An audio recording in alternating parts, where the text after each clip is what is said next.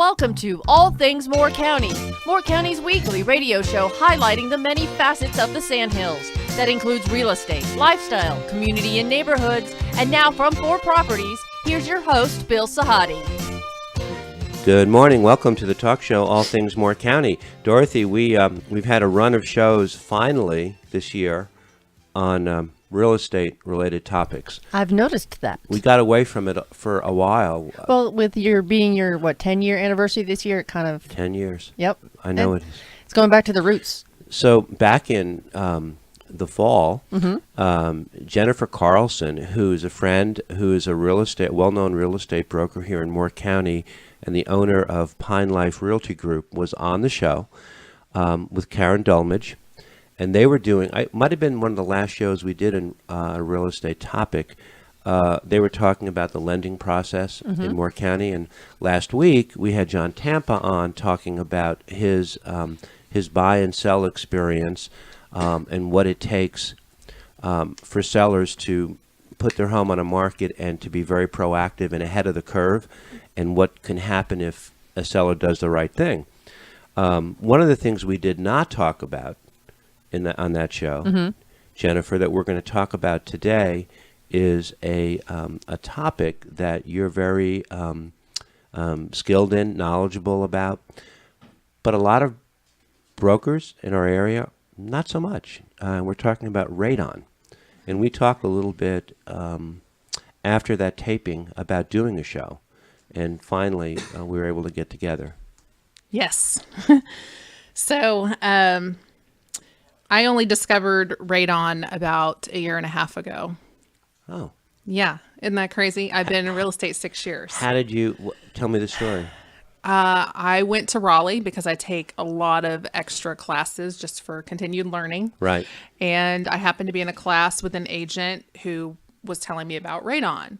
So then it piqued my interest, and she told me that, contrary to what I've been told, that radon is very prevalent in our area in Moore County and that you can find it all over North Carolina.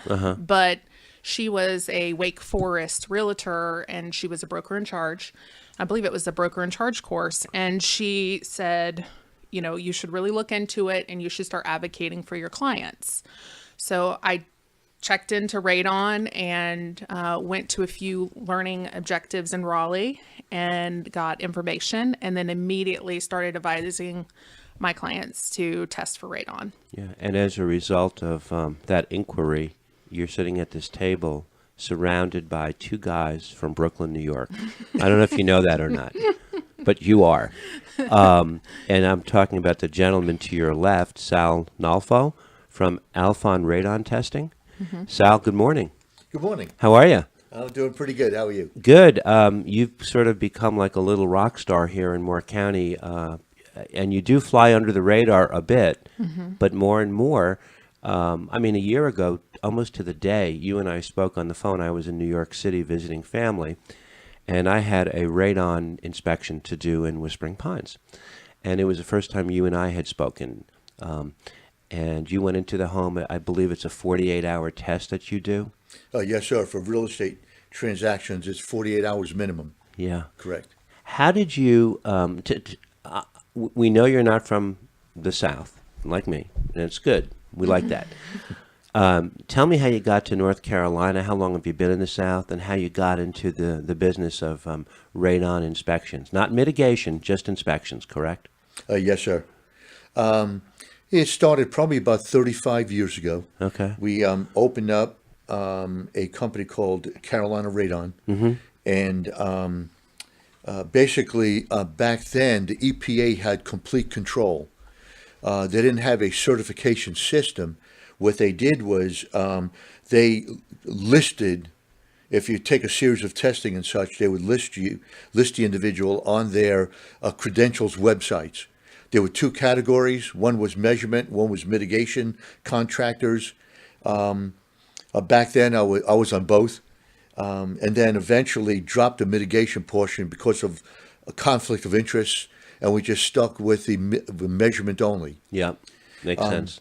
Then probably about 20 years later, EPA turned it over to NEHA, National Environmental Health Association, which in turn, a couple of years ago, turned it over to ARST, American Association of Radon Scientists and Technologists, and them in conjunction with NEHA continues the NRPP program, which is National Radon Proficiency Program, which actually somewhat governs the radon industry for the country, and that's where we stand today.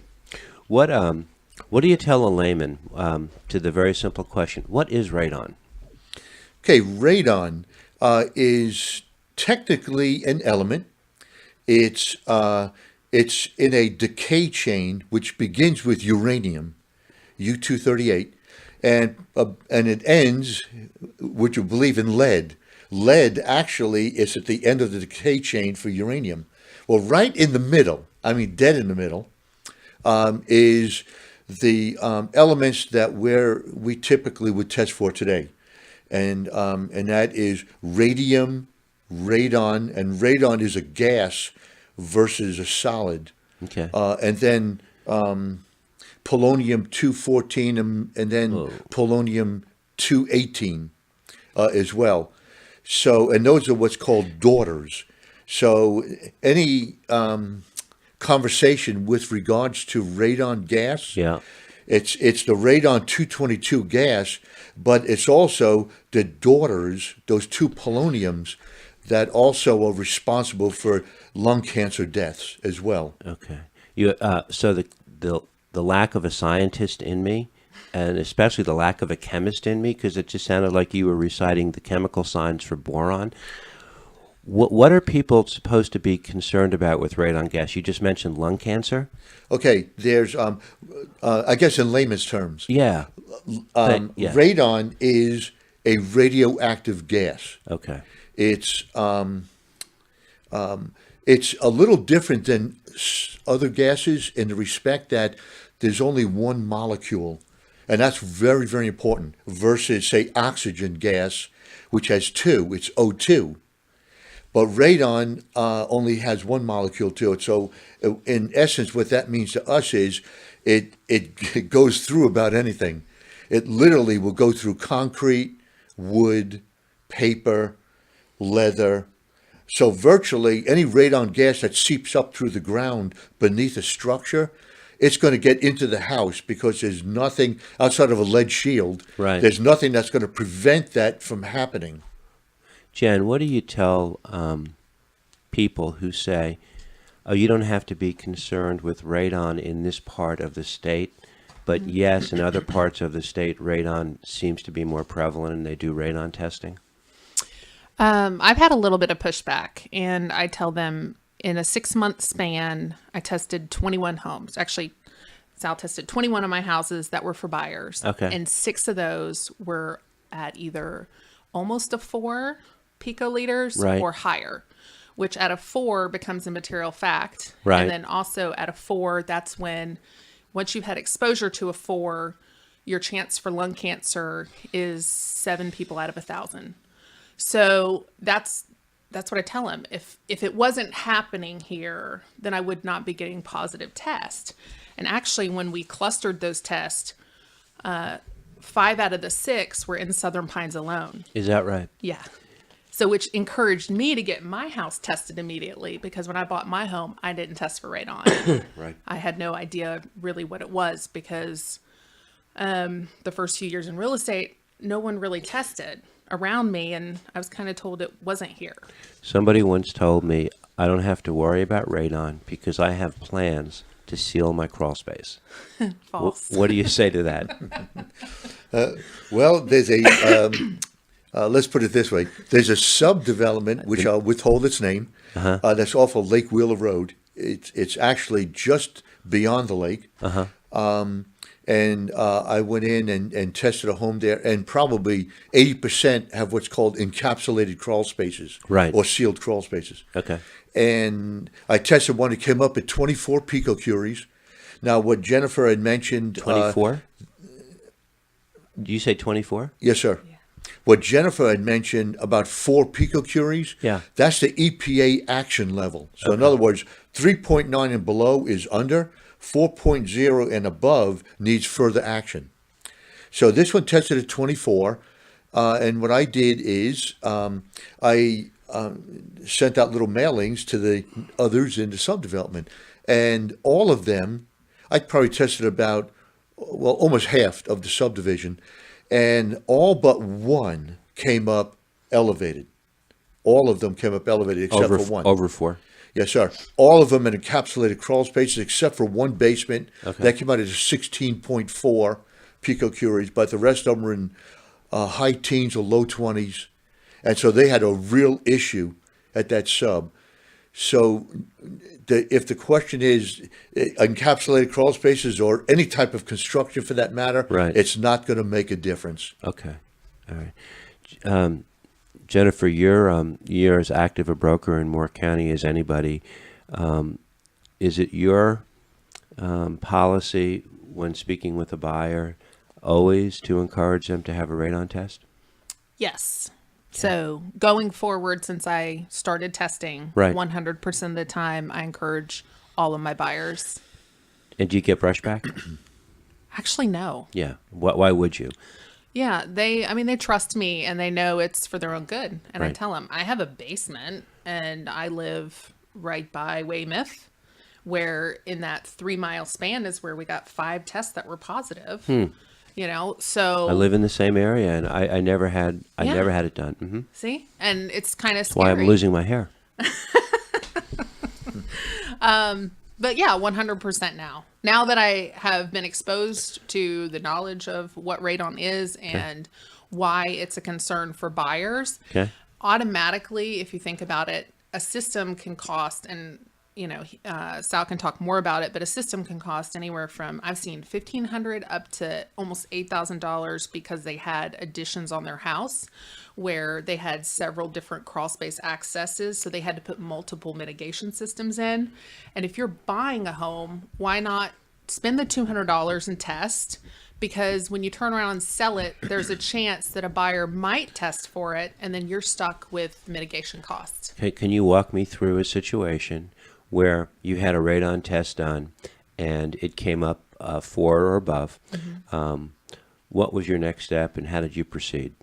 Yes. So once I got the test results and I discussed it with my clients, we decided to ask the sellers for a concession on the property that they were purchasing to put a mitigation system in. And the broker in charge that I was dealing with and her clients who decided that radon is not true and does not exist, did not want to mediate the problem. So my clients ended up spending the money because they wanted the house and they did not want to live with radon. It was elevated over a 4. The seller said, no, we're not going to mitigate? Yeah. Yeah. Okay. And wouldn't make an allowance?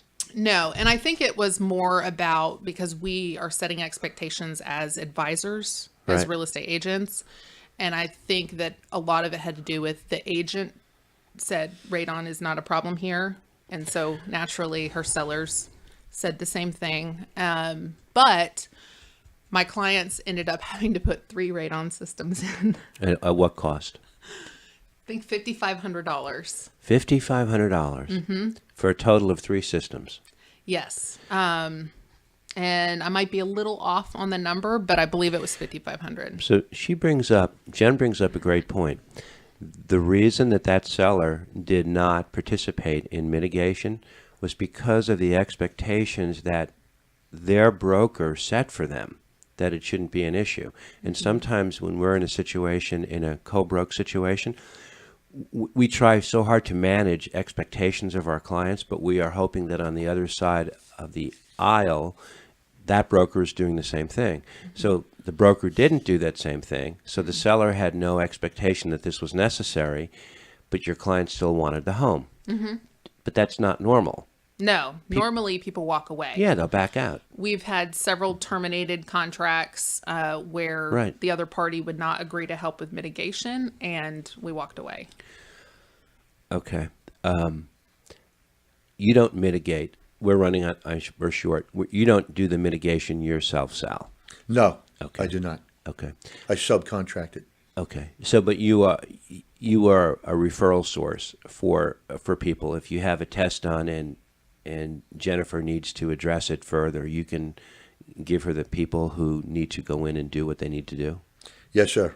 Okay. And I have a couple of mitigation contractors who are National Radon Safety Board certified, and that's really, credentials are very important to me. Yeah. So sometimes people are lazy with their words, and they'll say, "Oh well, this part of the state, radon is not an issue." Well, that's a liability situation. That's not true. It's not true. Yeah. Let's come back in the second set. Time. This is moving way more quickly than I thought. We're speaking all about radon testing in the Moore County area. Our guest is Sal Nolfo from Alpha Radon Testing. I want to say from Brooklyn, and Jennifer Carlson, the broker owner of Pinelife Realty Group. We'll be Not right from back. Brooklyn. No, absolutely not from Brooklyn. North Carolina. We'll be right back.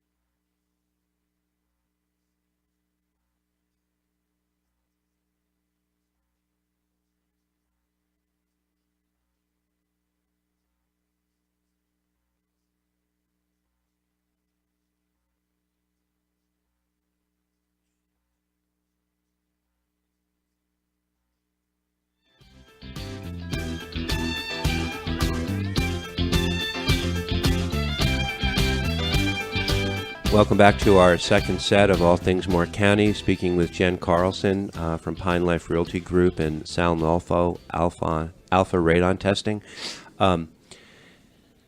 Jen, the issues that have been raised here this morning would suggest, because we talked a little bit about managing our clients' expectations, that listing agents, at the time that they're sitting down with their seller, that would be a great time to speak about radon, not just the home inspection and the termite inspection and or the septic inspection that might have to take place after a contract comes in, but it's up to the listing agent to set the tone and set that bar. Mm-hmm. So when the buyer comes in, they're not caught off, the sellers are not caught off guard. Right. The education piece of it, and what I would strongly advise is there's a free PDF online on the EPA website and also on the North Carolina Real Estate Commission website if you go into the archives. And the PDF is your guide to radon for home buyers and home sellers. So what we've done since advocating for testing with all of our clients is when we have a listing, we actually send them the electronic PDF to our sellers to give them a heads up, because it has the information in there about what the percentages are and what the EPA recommends as far as mitigation, and then also about it becoming a material fact. What is what does the mitigation process do if it's a gas and it can permeate through all sorts of? How do you mitigate something that is everywhere? Is that the right way to ask the question? Yes, sir, it is. Okay, to kind of put it in a nutshell, mitigation is actually it can be done in two different ways. Okay. The first way is for a crawl space, and in essence, a thick plastic vapor barrier is placed on the ground in the crawl space. The edges are sealed, and a 4-inch hole is basically punched into the plastic, and then a PVC line is run through the foundation wall outside to a fan system, Okay. which draws the radon gas out, and that's called a submembrane depressurization. So radon gas goes from an area of greater to lesser pressure. Okay. So by depressurizing the area beneath the plastic in the crawl space, literally the radon is satisfied by staying beneath the plastic instead of coming up into the house. And the second way would be same idea, but when it comes to basement slabs or slab on grade, Yeah. it's what's called a sub-slab depressurization, where a hole is punched through the slab, Right. and the concrete is actually used as the vapor barrier per se, Gotcha. and then the depressurization takes place beneath the concrete. Are homes with crawl spaces more likely to test positive than homes on slabs? They're about equal. They are about equal? Yes, sir, they're about equal. Like I said, radon gas is, it can literally go through anything. And so it goes through concrete just like it would through wood or any other type of material like that. Okay, so the layman in me, I'm going to paint a word picture that has nothing to do with radon. We have mosquitoes all over Moore County. We have companies that go out and spray to keep people's decks or pools or whatever free of mosquitoes so they can enjoy the outdoors. So they're not eliminating the mosquitoes, they're just redirecting them, right? Okay, if it's an aerial application, yes, the target would be some mosquitoes. Well, But if they're looking for areas to rid them when it comes to potential breeding areas, then yes. okay, so again, I'm playing the layman and I might have a second grader. So there are a zillion things in the world that people can be afraid of and you can't hermetically seal a property from things that are either toxic or potentially dangerous. All you can do is minimize. Is that correct? That's exactly right. A mitigation system doesn't eradicate. Okay. A mitigation system brings the levels down Okay. below the EPA action level, and that's what you're after. Okay. Why does asbestos get clumped in with radon? Because in I think a lot of people's minds, they'll say, well, we've never had to do an asbestos test. If a home is if it's friable and it's much older. I think I did one or two. The homes were built prior to 1920, but typically it has not been a huge problem here. But people tend to clump the radon and the asbestos together, I think. But radon should have its own platform as a current issue. It doesn't matter about the age of the home. Right. I guess that's what I'm. Yeah, and I agree because radon is actually it's all around us. Yeah, Outside, right. It's less than point. It's like 0.4, Yeah, right? And yeah. but in the United States, across America, Right. the average in homes is 1.3. So that's not really harmful. That's what the EPA says. Okay. But elevated Okay. levels are. So not everybody should be terrified of radon because it's all around us and it does dissipate. But it takes if you're in a home you have walls, it's all sealed, it's insulated, and the radon is coming up through the bottom of your house into your sealed space that you breathe and that you sleep in. Okay. That's when it becomes a concern because those higher elevated levels are what cause the lung cancer. Okay. So I'm going to have a conversation with Jen for just a minute. You can jump in whenever. So when you're working with a home with a home inspection report that has a lot of detail on it, and it can be considered or perceived as being inflammatory until you sit down and take a big picture view of everything, and you can sort of tone people's angst down. Radon, no matter how you cull it, no matter how you put it together, could be an inflammatory conversation on top of everything else. Right. Right. So you have to be able to, I guess, talk about it with a big picture view. A little more challenging than just interpreting a termite report and a home inspection report. Absolutely. I mean, home buying and home selling is highly emotional. It's top 5 most stressful things you ever do in your life. And there's so much information coming at you every day that, you know, why is radon mitigation more important than fixing the HVAC system? Right. Right. There you Because go. you There you need go. heating and air conditioning. So where I come from is when I'm advising my clients is more about what's the acceptable levels. Okay.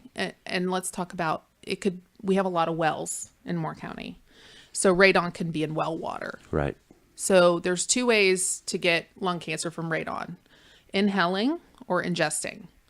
And not every realtor is going to have to, take a deep dive course on what it does to your lungs, but basically radon gets into your lungs and causes little explosions, which there kill the lining in your lungs and causes open to, lung cancer. But when I'm talking to a client, I can't say that, okay, a 4.7 radon picocuries level is more important than fixing your HVAC if a seller's not willing to help and the buyers don't have the funds. But I try to come up with creative ways, right? Because ultimately, are you going to put your family in a house that you know that there's sealed radioactive gas at high levels that cause cancer? If you put it that way, I'm not buying the house, I'm leaving. Right. Most likely no. And I've had multiple clients terminate over the findings because they couldn't come to a meeting of the minds with who pays for it. But it all goes back to education. I think if we as brokers work with the public and work with sellers as well and explaining what that risk is and come to compromise, after educating them a while, it'll just become one of those things we do naturally is test for radon. And if it's really high, we put a mitigation system in and we don't argue. We live in an area where we have a lot of VA loans, a lot of government loans, and we have a lot of people moving in and moving out in a 3 to 5 year period. My guess is you have to be able to speak to a seller, number one, that can afford to sell, who can handle either allowances for repairs or whatever. But with all the turnover that we have, some of these sellers are selling their home without any equity, without any skin in the game, and they're trying to cash out. And so now they're being asked to mitigate something they were not even advised to have tested when they purchased the home. Yes. Another challenge for you. That's a big challenge. And Your metabolism must be very high, just on a day-to-day basis. Right. I've been told nobody can keep up with me. Right. Numerous employees. But that's another issue. It is. And you have to be empathetic to their situation. It sucks bringing money to the table. Right. I just sold a property in Savannah that's in a neighborhood that crashed. Right? It sucks bringing money to the table. You're talking about Savannah, Georgia. Oh, I'm glad I didn't say what I was going to say. No, Savannah, Georgia. Okay. But I had, as a seller, I understand that. I have empathy for that. Okay. So sometimes it may not get mitigated. I mean, if the buyer really wants the house and the seller has no money, the buyer's coming to the table. Okay. But I guess each situation, is unique. So if you have Sal working for your buyer, doing an inspection, and the buyer has questions that may go beyond you, are you available to speak directly with the buyers to talk to them as well as Jennifer? Yes, sir. In fact, I do that often. Okay. They call me, And if I have time during the day, of course, I'll address whatever concerns they may have and questions. Okay. That's Sellers call him too. Oh, yeah, that's a great point. But what's going to happen here, I can see, is that listing presentations are going to have to, if there's more awareness, listing presentations have to be tweaked because that's something that needs to come up because you need to cover all that stuff before you list the home, not 60 days into the listing. Like, oh boy. And our market is moving so quickly, you just want to prepare. You want to prepare your seller so they never have a deer in the headlights look. And during anything that comes up, doesn't catch them by surprise. Yes. Right? Yep. That's why your metabolism is so high. Right? What do you charge generally for a cursory radon inspection as a result of a contract that comes in? Okay, we are actually one of the least. We have a base fee of $95, but that goes up to a certain point of about 30 minutes, 30 to 35 minutes from our base, which is in Fuquay Arena. And then any areas that go beyond, we usually have mileage charges. Sure. Typically Makes sense. for Southern Pines and Pinehurst, we charge maybe the 110, 115 to 120 range. Okay. It'll be in that area. And that, of course, includes the test and a report. And as far as the mitigation goes, do you just advise if there's mitigation required, you don't provide estimates, you just leave that to the people that you're referring? Yes, which is almost always Right. the selling realtor, the realtor that represents the buyer. So Right. typically, I would leave that info with them. Right. What is your take on the amount of knowledge that most real estate brokers have about radon? That's a great question. He's already answered it. I can tell something smart ass is going to come out of his mouth. Right? Oh, funny. I can just tell he's ready to Oh, zing my. us. Go ahead. It's all yours. Let's see the old cliche: quality is number one. Right. That's something that I hold very high. When it comes to quality control, quality assurance plans, which Yep. EPA requires, Yep. and probably most companies don't have. Right. We have one of the most thorough ones.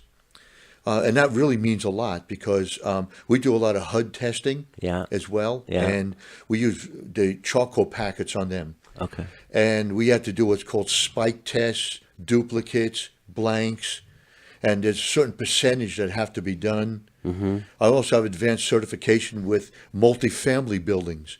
So technically, if there's more than 2 townhomes together, okay, that's a multifamily building. That takes an additional credential for that. Yeah.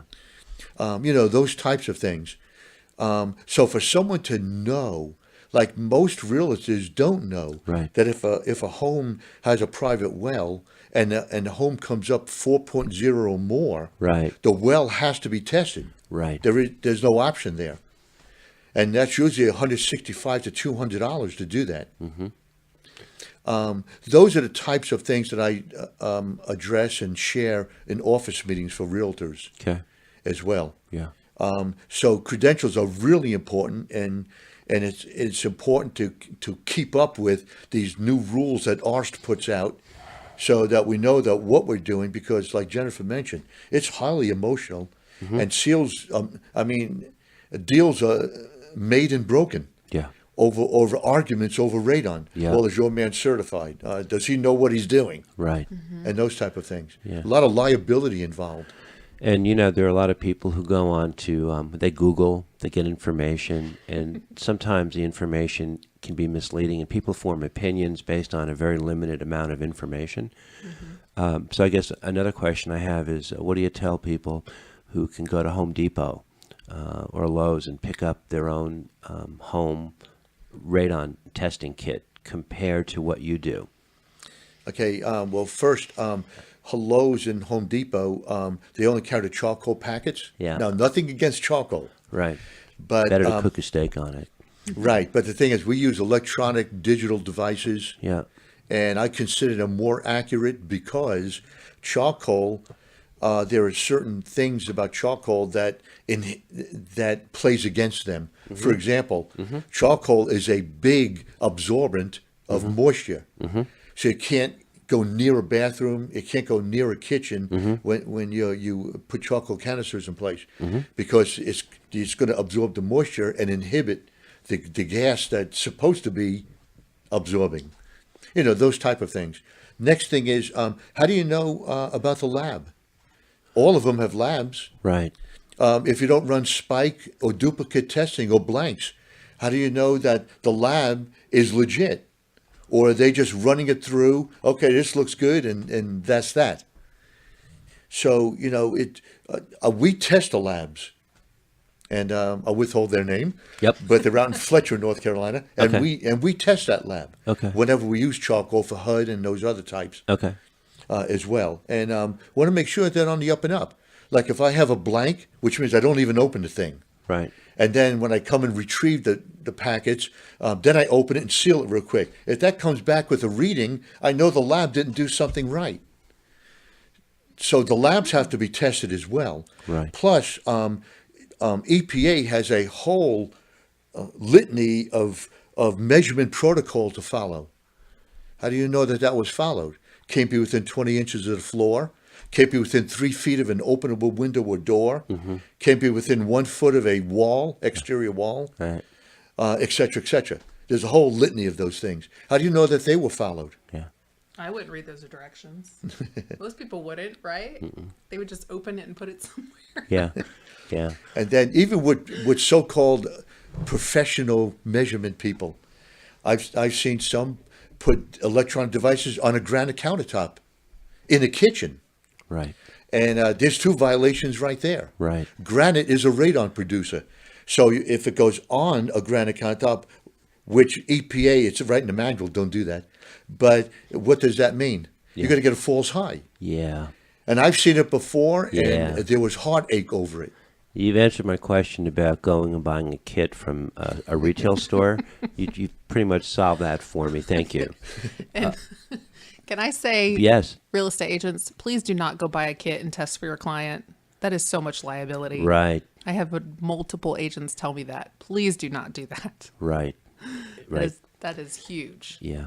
The more information we can provide to clients and the more truth we can give them, the better the transaction will be, and the better you get to sleep well at night, right? Yep. And the fact that, Sal, you're available to speak with the clients is a huge plus, because sometimes, a real estate broker can't know everything, but a good real estate broker should know where to direct their people to speak to the people who are the experts in that particular field. So that's a huge advantage. You're a pretty funny guy too. I can tell. We've kept you on the lid on you a little bit today. Do you have a website? Yes, I do. Can you give me that? Well, because I want to at least. Let's see. It is www.radontestingnc.net. Radontestingnc.net. Okay. And people can call you directly? Yes, sir. Wouldn't it be interesting if, and I'll ask you this because I know time is running short, do you ever suggest, Jennifer, to do a pre-listing radon test? Yes. How are you met with that? 99.99% they say no. Okay. But guess what? What happens if a buyer comes in, it's her listing, and wants to do a radon test? Seller can't look at her and say, hey, what is this all about? She's already had that conversation 90 days ago, and it's not going to hit them by surprise. Right. So that in that way, you're managing their expectations. Right. Which is a Yes. sign of a good broker. Yes. Yeah. I appreciate you coming on. You've sort of put radon on the radar screen here for us in a way that I think a lot of people need to hear it. And we'd love to have you come and talk at our office. And you are welcome to come and join him if you'd like to share some of your experiences with some of our brokers. I think that would actually be a good thing to do. Would you do that? Oh, yeah. Fantastic. You don't have to bring pastry. I'm going to bring something because you always bring a gift. That is my motto in life. Jennifer, thanks for setting the show up. It's been a busy year. You guys are doing a great job at Pinelife Realty. Had a very good and enjoyable, little dramatic transaction with Crystal, but the drama comes for free in our business, right? It does. We don't have to pay like a ticket to get in. We just have it. You just open the curtain on the stage, and oh my God, you're entertained. You never know what's going to come down the pike. Yeah. And Sal, it's a pleasure to meet you. Thank you too. And I'm sure you're familiar with all that drama because I'm sure you get stuck in the middle of it sometimes with a lot of the things you do. Yes, sir. We do. Thank you guys both. And we'll see you down the road. Hope to have you back again. And we'll see you at our office sometime shortly. This is All Things Moore County. Thank you.